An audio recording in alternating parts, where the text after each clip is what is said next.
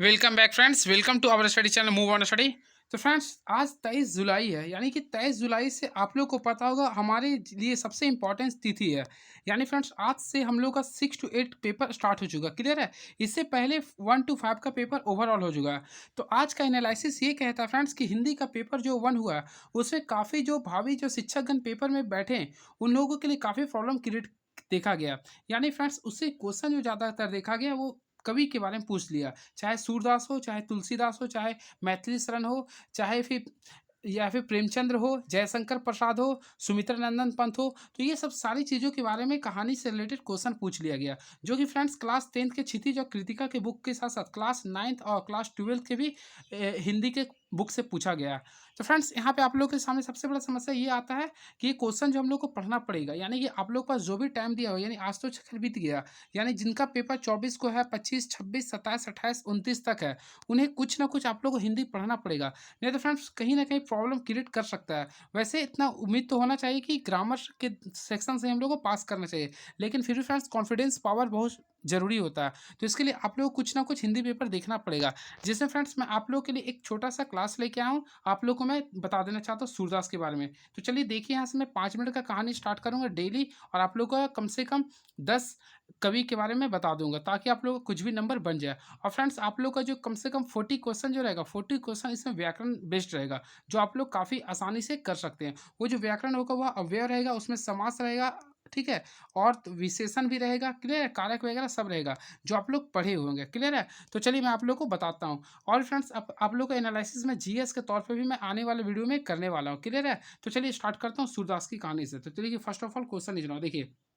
सूरदास, तो सूरदास का नाम क्या था? सूरदास। इनका जन्म जो हुआ था 1478 में हुआ था, 1478 में हुआ था। ये ध्यान रखिए, ये डेट एग्जाम में आज पूछा है। सूरदास का जन्म कब हुआ फ्रेंड? 1478 में हुआ था, क्लियर है? और इनका जो जन्म हुआ था मथुरा में हुआ था, तो मथुरा भी कहीं लिखता है, कन्फर्म प्लेस नहीं लिख रहा था। तो कहीं मथुरा लिख रहा है, कहीं आगरा लिख रहा है, क्लियर है?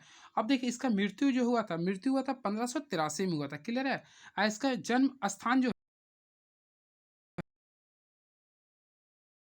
देखिए यानी कि मृत्यु के समय, यानी कि हम 101 वर्ष देख सकते हैं क्या है?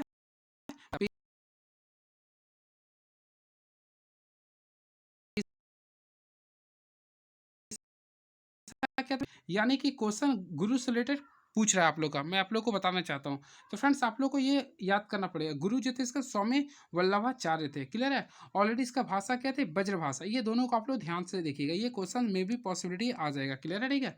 और शैली क्या था? देखिए, इसका शैली जो था लिखने का, गीत गीति काव्य और भावपूर्ण संगीतमयी था। रस था वात्सल्य और श्रृंगार था। अलंकार देखिए उपमा, रूपक और उपेक्षा था।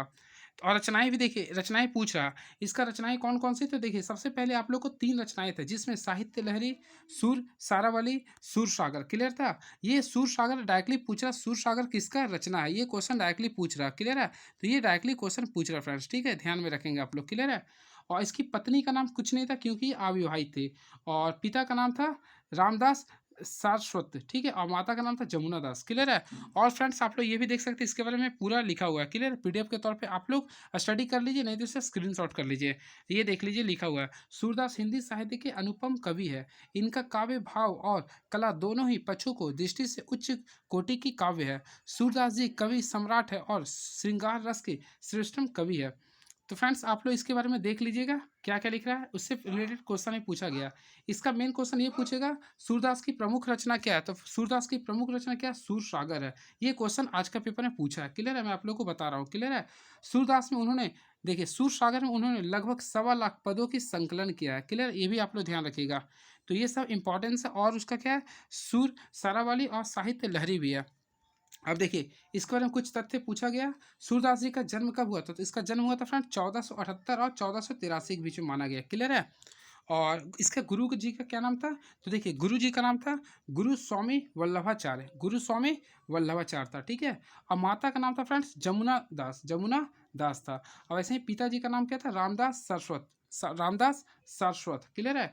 और इसकी मृत्यु हुआ था 1579 से 1584 के बीच में, कहाँ पे हुआ था? उत्तर प्रदेश में, क्लियर है? डेट कंफर्म नहीं पता चला, उसके बीच में बोला जा रहा। क्या सूरदास ने विवाह किया था?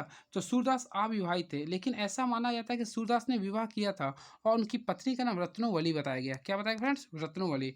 सूरदास का प्रिय अलंकार क्या था? देखिए, सूरदास जी का प्रिय अलंकार था अनुप्रास रूपक था। क्लियर है?